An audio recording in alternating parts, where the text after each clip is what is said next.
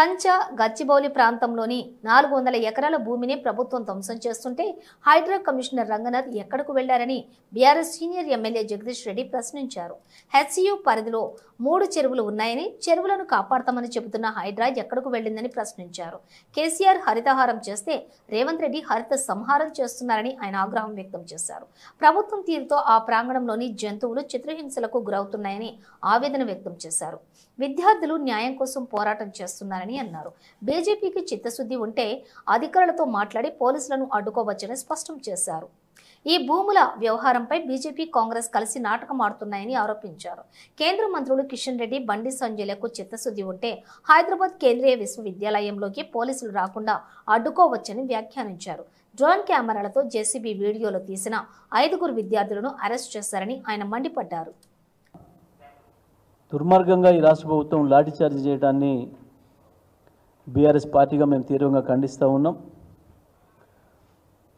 ఈ ప్రభుత్వం చాలా దుర్మార్గంగా వ్యవహరిస్తూ ఉంది.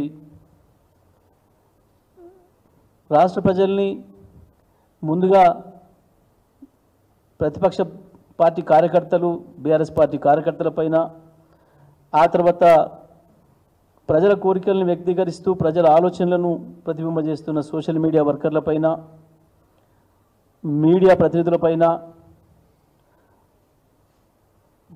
ఏ రైతుల భూములను లాక్కుంటుందో తిరుగుబాటు చేసిన రైతులపైన దుర్మార్గంగా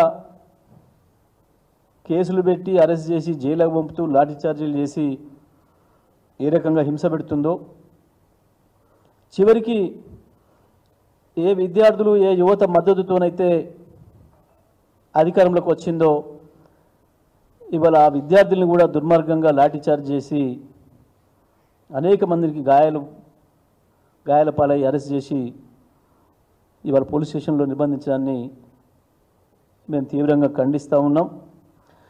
ఇందులో బాధాకరమైన విషయం ఏంటంటే, వాస్తవానికి హైదరాబాద్ సెంట్రల్ యూనివర్సిటీ రావడమే 69 విద్యార్థుల పోరాట ఫలితంగా వచ్చింది. 1969 నాటికే తెలంగాణకు అన్యాయం జరుగుతుందని, ఉద్యోగాల్లో, చదువుల్లో అన్నిట్లో నష్టం జరుగుతుందని ఏదైతే పోరాటం ప్రారంభమైందో మా తెలంగాణ మాకు కావాలని, ఆ పోరాటం నుంచి మరలి పక్కదారి పట్టించడం కొరకు ఆనాడు కేంద్ర ప్రభుత్వం తప్పని పరిస్థితులలో ఇచ్చిన యూనివర్సిటీ ఇది Hyderabad central university of Hyderabad అంటాం. దురదృష్టం ఏంటంటే, ఏ ఉద్యమ ఫలితంగా, విద్యార్థి ఉద్యమ ఫలితంగా వాళ్ళు సాధించుకున్నారో ఇవాళ మళ్ళీ అదే యూనివర్సిటీని కాపాడుకోవడం కొరకు మరొకసారి ఆ విద్యార్థులు త్యాగాలకు పాల్పడాల్సిన పరిస్థితి వచ్చింది. లాఠీ చార్జీలకు గురై కేసుల పాలు కావాల్సిన పరిస్థితి వచ్చింది. ఇవాళ ఆనాడు అదే కాంగ్రెస్, ఈనాడు అదే కాంగ్రెస్. కాంగ్రెస్ అంటేనే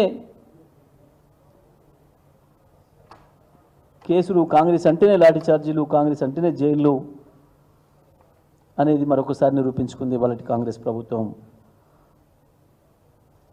దాని నాయకుడు రాహుల్ గాంధీ కూడా. ఇంకా దుర్మార్గం ఏంటంటే, దీంట్లో మంత్రులు నిన్న